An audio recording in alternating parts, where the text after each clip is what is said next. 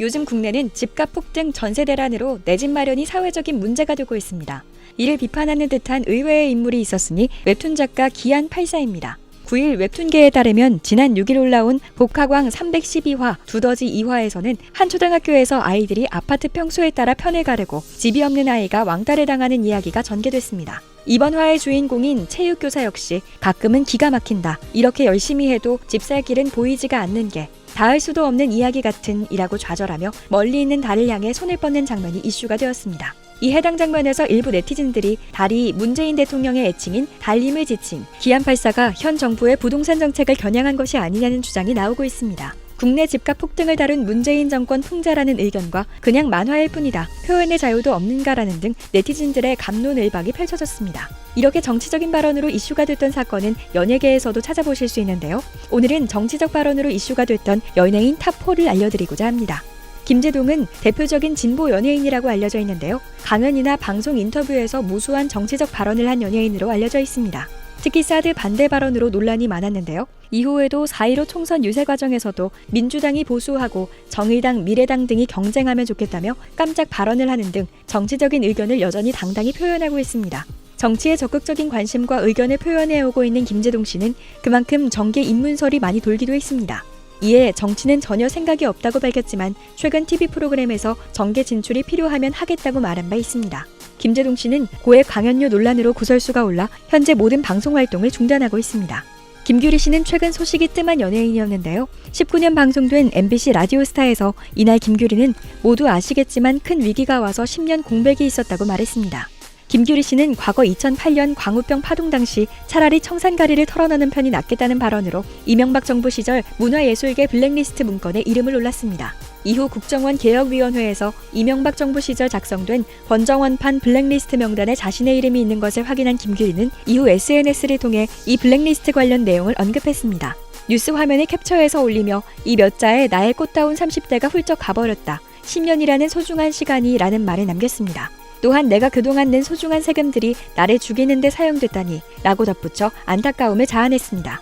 정치적인 발언 이후 한동안 방송 및 영화 등에 출연하지 못함에 재정적인 어려움으로 일을 그만둘 생각까지 했었다며 공백기에 괴로웠던 심정을 호소했습니다. 그럼에도 불구하고 김규리 씨는 세월호 참사를 언급하고 촛불 집회에 꾸준히 참석하는 등 사회적 문제에 적극적으로 목소리를 내면서 소신 있는 행보를 이어가고 있습니다.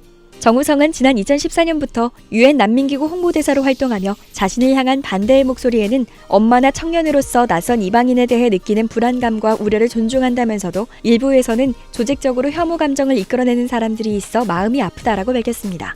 난민 문제 해결에 적극적으로 도움을 호소해온 난민 문제를 옹호하는 대표적인 연예인이었습니다. 사실 난민 문제는 현재도 찬반 논란이 많이 엇갈리는 민감한 논제 중 하나인데요. 이에 이현주 의원은 자신의 페이스북을 통해 무책임한 온정주의는 자기 자신뿐만 아니라 상대방에게도 가혹한 결과를 초래한다며 이같이 말했습니다.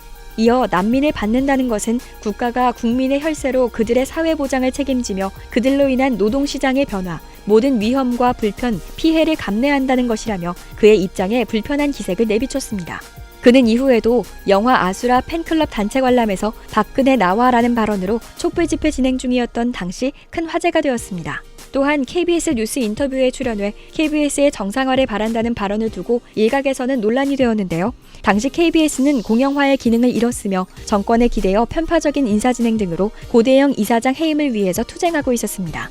정우성 씨는 최근 한 인터뷰에서 정치적 발언을 한 적이 없다. 정치적으로 바라보니 정치적 발언이 될 뿐이라며 정치 발언 연예인이라는 이미지를 부정했습니다. KBS 대한민국 어게인 나훈아에서는 14년 만에 방송에 귀환한 나훈아 씨를 볼 수 있었습니다. 긴 잠적 끝에 무성한 소문이 돌았지만 비대면 최고 시청률 44%를 기록하며 여전한 가왕임을 모두에게 알렸는데요. 이날 콘서트 자체도 화제를 모았지만 나훈아가 공연 중 말한 발언들도 주목을 받고 있습니다.